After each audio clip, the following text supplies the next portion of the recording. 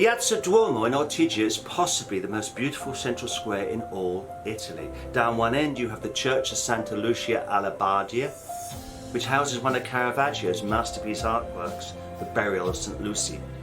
And the view down the other way is magnificent. That's the cathedral on the right. Once it was the Greek temple of Athena, and after an earthquake the outside was rebuilt in the Baroque style, but you can still see the original temple's massive Doric columns. Inside it retains the original structure of the ancient Greek temple. Above, statues of the apostles gaze down on you as you pass by on your morning walking tour of this beautiful UNESCO-listed island city. First stop will be the bustling Mercato di Ortigia, the markets, rated as one of the best of all Italian markets, filled with fish and seafood vendors and stalls selling colourful fruit, vegetable, nuts and spices and bright red chili peppers. I know chilies can make you hot, but I'm not sure they make you Viagra hot. Typical Italians. Next stop, Piazza Archimedes, and the fountain dedicated to the protector of ancient Ortigia, Diana the Huntress. Surrounded by nymphs riding seahorses and monsters, she stands high in the fountain's centre with a hunting bow slung over her shoulder. Time for a quick ice cream before we step off the island to explore Syracuse's 2,700-year-old archaeological park of Neapolis. Some of the ruins are overgrown, but you absolutely get a grasp of how ancient this city is, and somehow the wildflowers add to the romance.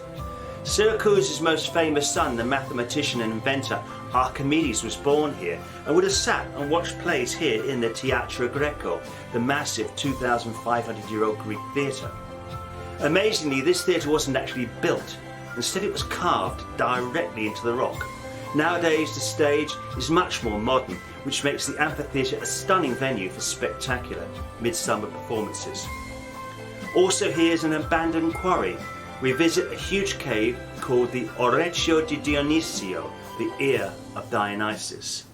The acoustics inside are amazing, and the story is that the name comes from the ruler Dionysus eavesdropping on the whispers of his prisoners incarcerated below, down there. Your afternoon and evening is my time, free to explore Ortigia Island, where your hotel is. Time to grab a cannoli. So much for the island's charm lies in wandering down narrow medieval lanes and past lovingly restored Baroque palaces and churches in the main piazza.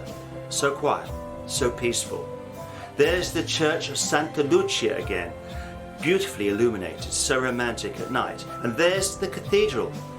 On top, the apostles stand aloof and watch you walking by down to the far end of this mesmerizingly pretty piazza.